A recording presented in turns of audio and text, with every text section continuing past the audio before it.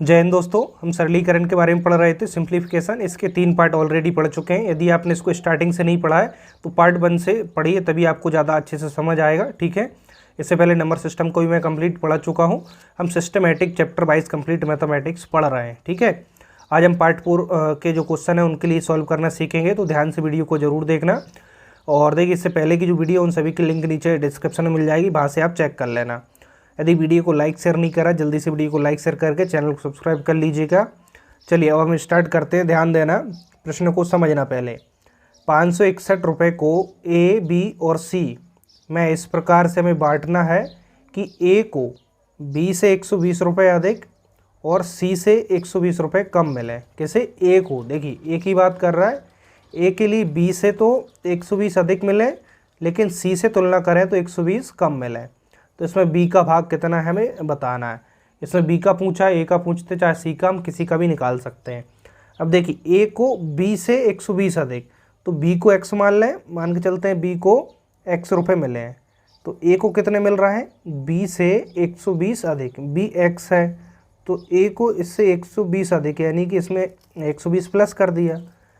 अब सी से ध्यान देना, जो ए है इसको सी से 120 कम, यानी कि जो ए है ना सी से 120 कम, इसका मतलब क्या है कि सी को इससे 120 ज़्यादा मिले, यानी कि इतना तो ए को मिला, इसमें 120 और जोड़ दे, यानी कि इससे 120 अधिक सी को मिलेंगे। अब बात वही हो गई, देखिए इससे 120 कम देखें तो ए हो जाएगा। अब इतना बात समझ में आ गई होगी आपको।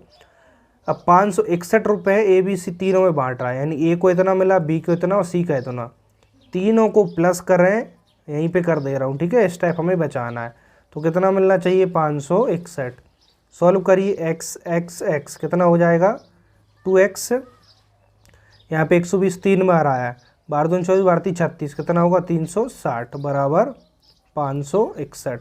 360 उस साइड जाएगा, माइनस होगा तो कितना बचेगा? यहाँ पे मैं डायरेक्ट माइनस कर दूँ, 1 आएगा, 6 से 6 जाएंगे 0, 5 में से 3 जाएंगे 2, तो x बराबर 2 से इसमें भाग लगेगा।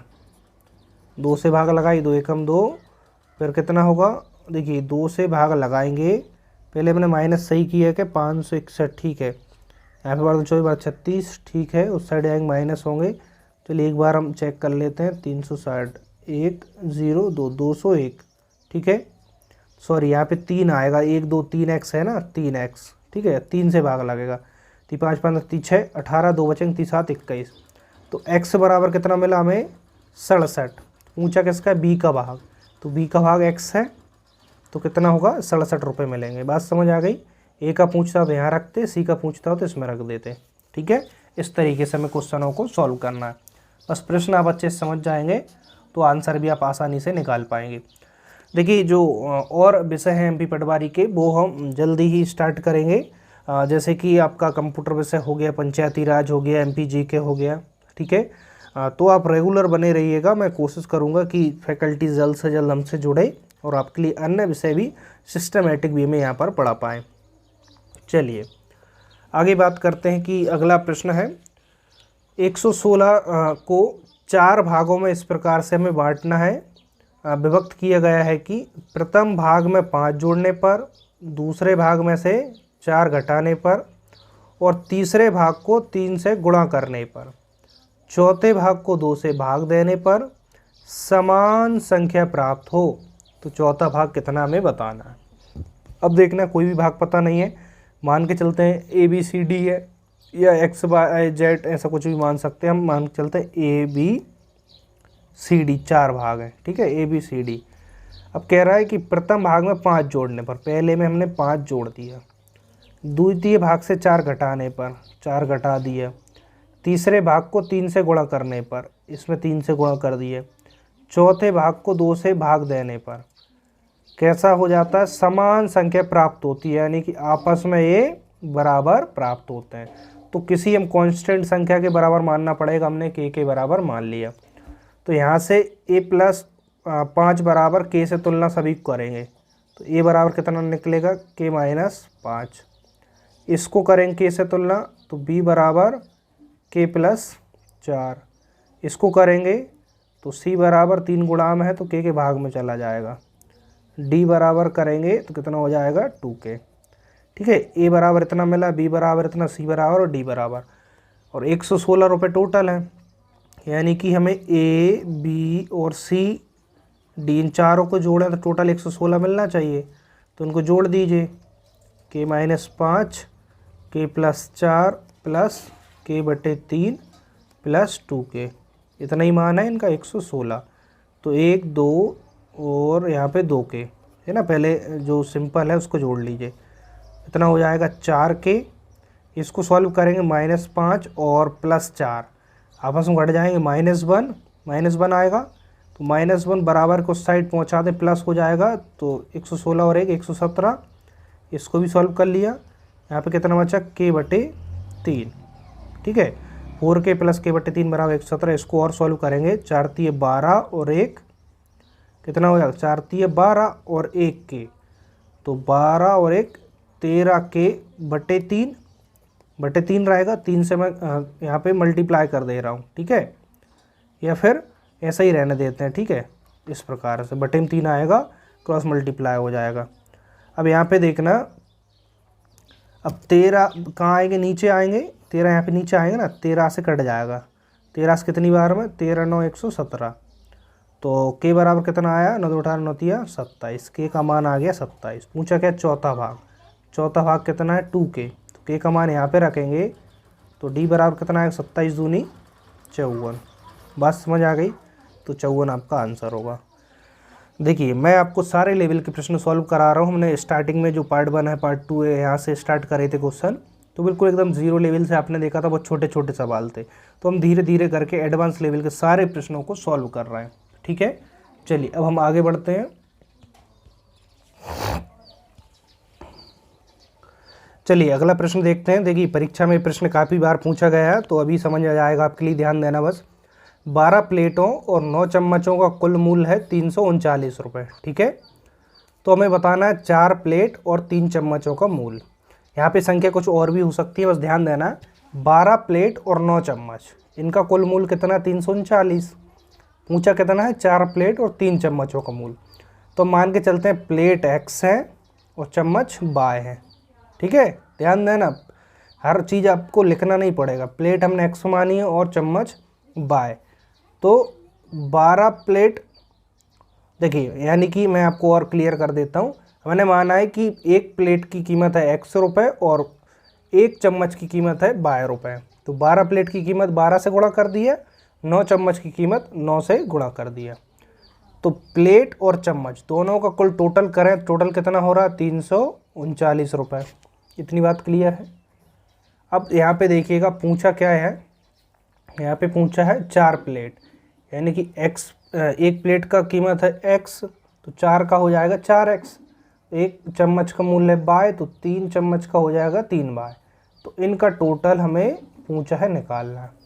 तो यहाँ पे 4x + 3y। अब यहाँ पे देखिए, इस प्रश्न में, इस तरीके के प्रश्न में यहाँ पे देखना पड़ता है हमें कि यहाँ पे 4x मिल जाए, यहाँ पे 3y मिल जाए, ऐसी कोई संख्या से। यानी कि यहाँ पे बड़ी संख्या है तो यह छोटी बनाना है, तो बड़ी से छोटी बनाना, भाग लगाना है। तो यहाँ पे देखें, हम 3 से भाग लगाना, 3 4 12 और 3 3 9। तो यहाँ पे 3 से भाग लगाने से 4 यहाँ मिल रहा है, 3 यहाँ मिल रहा है, तो लगा दीजिए इस पूरे में 3 से भाग, तो आपका आंसर ही मिल जाएगा। 3 से भाग लगाएंगे, 3 4 12, 3 3 9, 3 से यहाँ पे लगाएंगे 3 एकम 3, 3 एकम 3, 3 3 9। देखिए, 4 प्लेट और 3 चम्मचों का मूल्य ही निकालना थी, कितना आ गया, 113। बात समझ आई। बस एक ही स्टेप में इसको हम सॉल्व कर लें। 113 ऑप्शन में है क्या, नहीं है, तो नहीं है, तो इनमें से कोई नहीं वाला आपका उत्तर होगा। ठीक है, चलिए अब मैथमेटिक्स को जब भी पढ़ें बोझ लेकर ना पढ़ें, है ना, इंटरेस्ट के साथ पढ़ें। और देखिए एक चीज़ और, ट्रस्ट रखिएगा, जो आपको पेड कोर्स में नहीं पढ़ाते वो मैं यहाँ पे फ्री कोर्स में आपको पढ़ा रहा हूँ। और हमारे पास जो टेक्निकल जो इक्विपमेंट है वो उतने बेहतर नहीं है कि आपको वीडियो क्वालिटी बेहतर मिल पाए, लेकिन कंटेंट क्वालिटी बेहतर बिल्कुल मिलेगी, 100% मिलेगी। ठीक है, मैंने खुद ने काफ़ी एक्सपीरियंस किया है, बहुत सारे एग्ज़ाम दी हैं, तो बिल्कुल आप ट्रस्ट रखिएगा। आपके माइंड में जो भी सवाल आता है पूछ सकते हैं, मैं आपको सही गाइड करने की कोशिश करूँगा। मेरा काम है आपको सही गाइड करना, सही रास्ता दिखाना। बस आप अच्छे से मेहनत करते रहिए, ज़रूर आप सफल होंगे। चलिए अगला प्रश्न यहाँ पे देखते हैं कि 5 लॉकेट और 8 जंजीर हैं, इनका कुल मूल है इतना। सेम प्रश्न है अभी ये जो किया है ना। तो 15 लॉकेट और 24 जंजीरों का मूल हमें बताना है। कम का दिया है, ज़्यादा का पूछा है। तो लॉकेट, एक लॉकेट की कीमत मान लेते हैं x है, तो 5 की कितनी होगी 5x। एक जंजीर की कीमत बाय, तो 8 जंजीर की कीमत 8 बाय।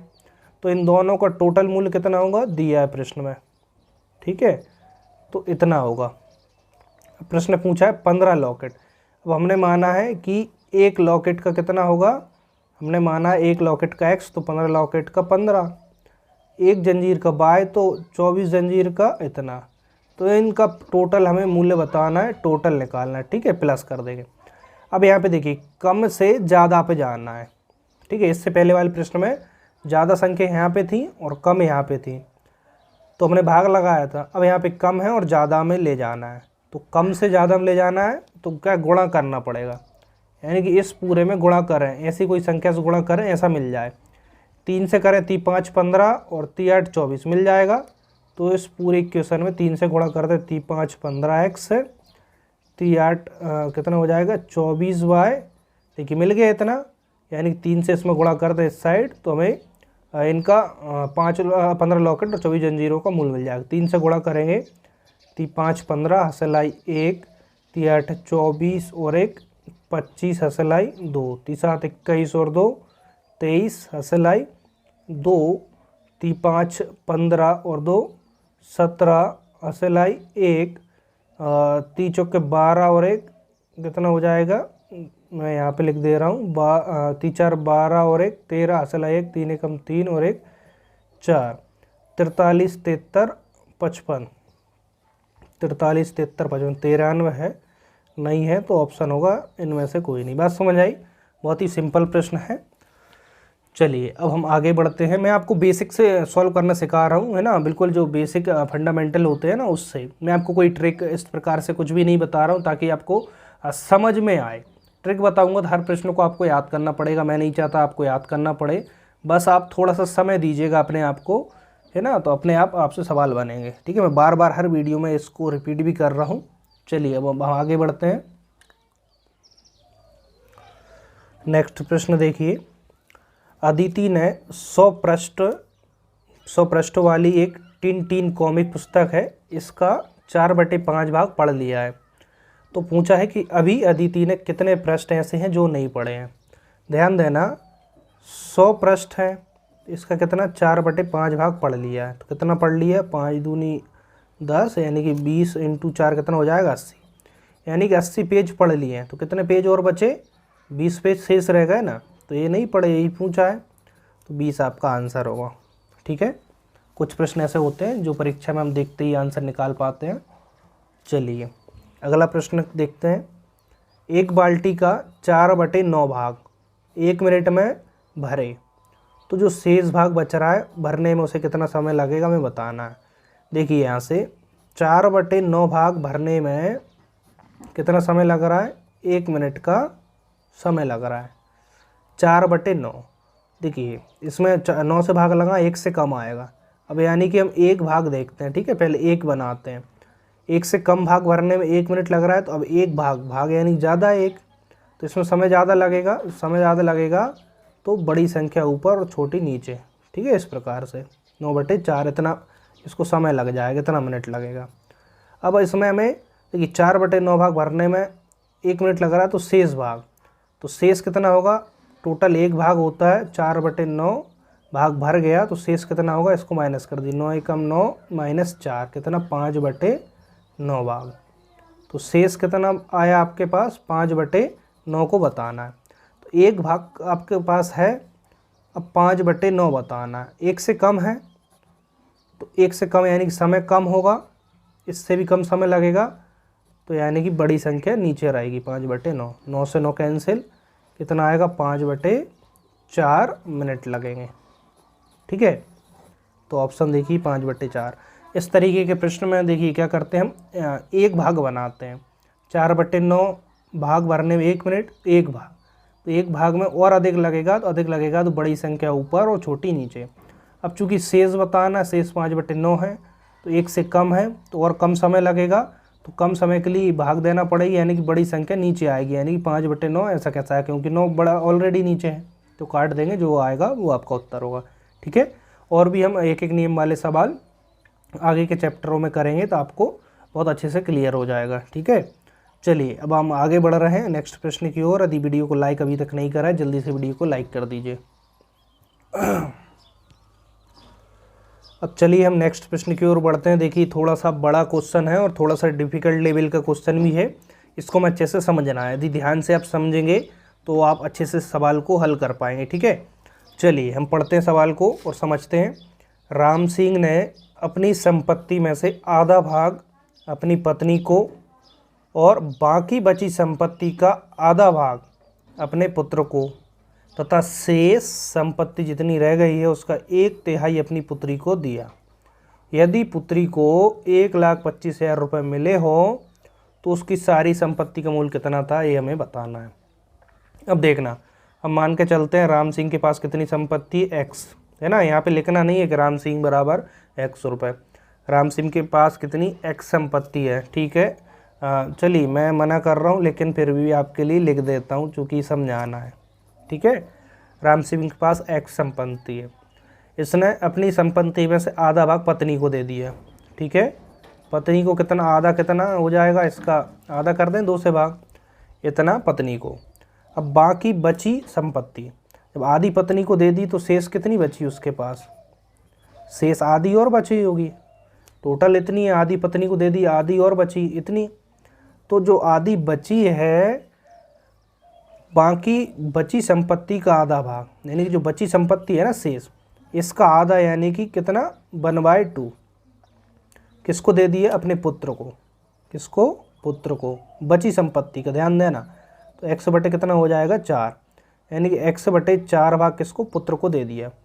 अब वो कह रहा है कि पुत्र को तथा शेष, जब पुत्र को दे दिए तब शेष कितना बचा, अभी शेष इतनी बची थी है ना, पत्नी को देने के बाद आधी, अब इसमें से आधी पुत्र को और दे दी, इसमें से इतनी पुत्र को और दे दी, तो यानी कि जो शेष बची थी पुत्र को माइनस कर दें तो शेष आ जाएगी। अब तो एलसीएम 4 आएगा, 2 से कैंसिल, 2x माइनस x कितना बचेगा यहाँ पर, x/4 भाग पुत्र को देने के बाद अब इतनी संपत्ति बची, समझ में आ रहा है ना, पुत्र को तथा शेष संपत्ति का 1/3, यानी कि अब जो शेष बची है ना x/4, इसका 1/3 वो किसको दे रहा है, पुत्री को दे रहा है। ठीक है, इसका 1/3 पुत्री को, और पुत्री की यहाँ पे लिखा भी है कि 1,25,000, यानी इसके बराबर 1,25,000 रखना पड़ेगा, क्योंकि पुत्री को इतना भाग है और संख्या यानी कि रुपए भी यहाँ पे दिया है, तो दोनों बराबर हो जाएंगे।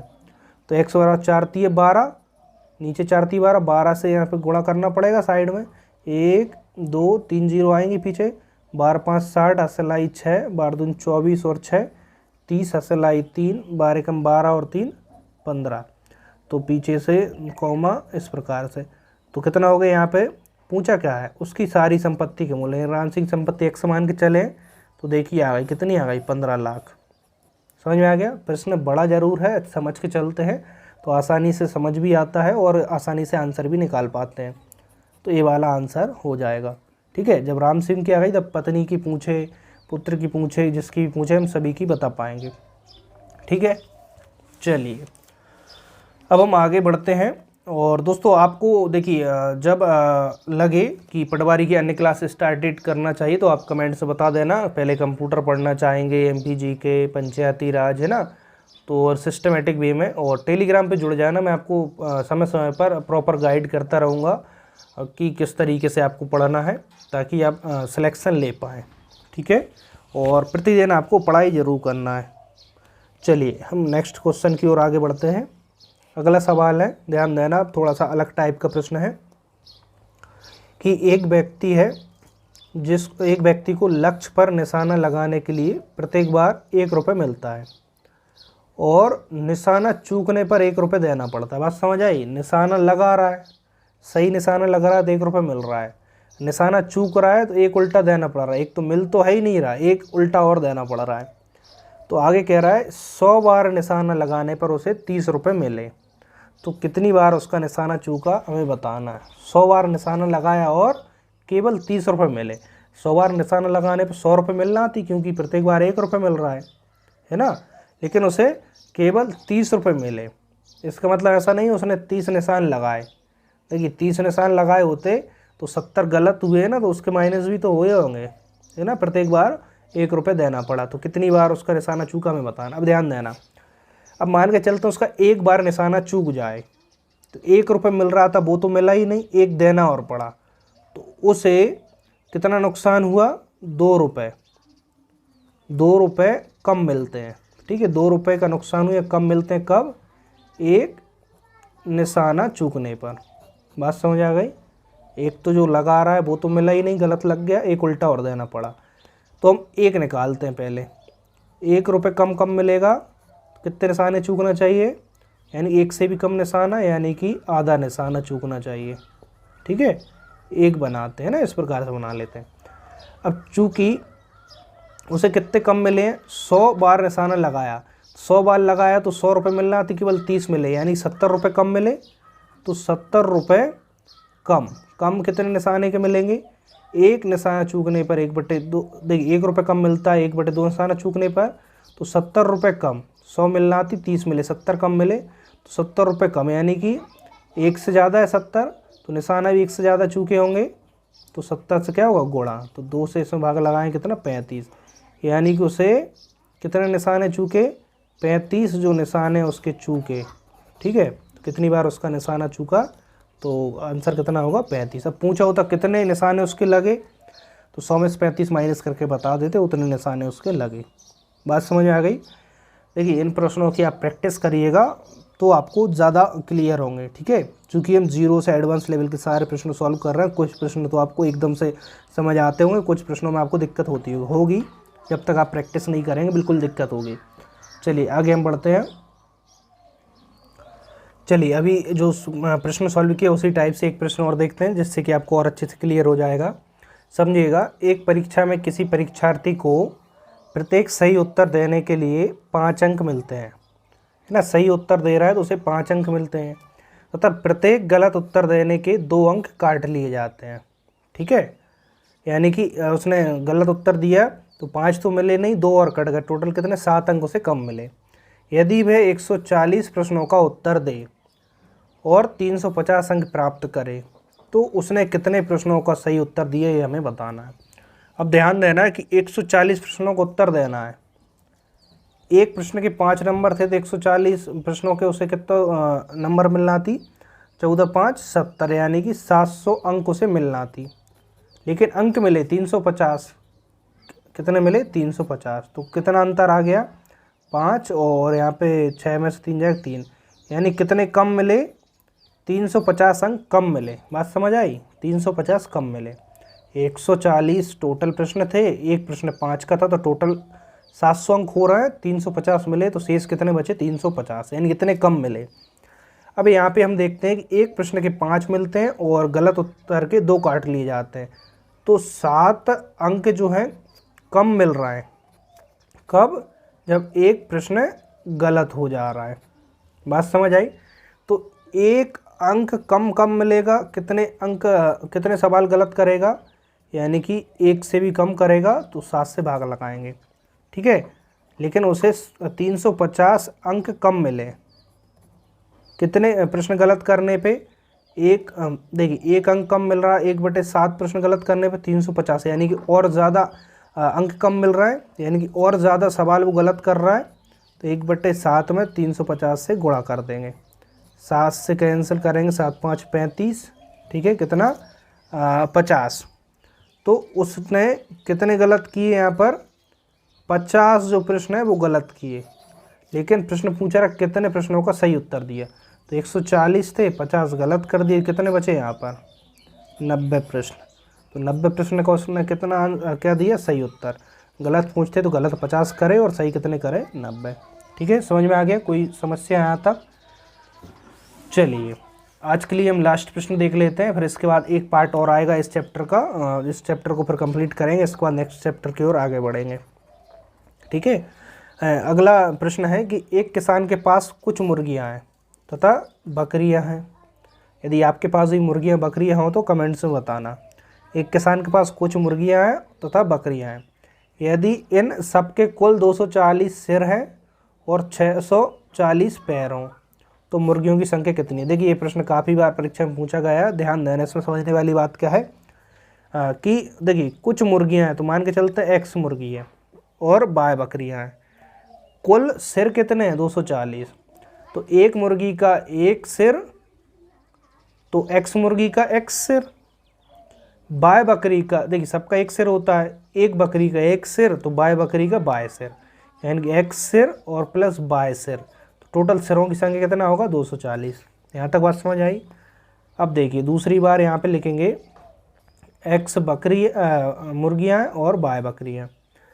तो समझने वाली बात यहाँ पर है, एक मुर्गी के देखिए मुर्गी की संख्या एक्स मानी और बकरियाँ बाय। एक मुर्गी के 2 पैर तो एक्स मुर्गी कितने पैर होंगे 2 से गुणा। एक बकरी के कितने पैर होंगे, अब 2 नहीं 4 होंगे, गलती मत करना। बाय बकरियाँ, एक बकरी के 4 पैर तो बाय बकरियों के 4 से गुणा हो जाए, तो टोटल पैरों की संख्या दोनों को प्लस करेंगे, टोटल पैरों की संख्या है 640। इतना समझ में आ गया। अब दोनों को एक जैसा बनाने के लिए देखिए इसका गुणांक 1 है, 1 से इसमें गुणा करेंगे सेम रहेगा, और इसमें 2 से गुणा करना पड़ेगा, कितना आ जाएगा 2x 2y, और यहाँ पे 2 से गुणा होगा कितना आ जाएगा 24 दूनी 48।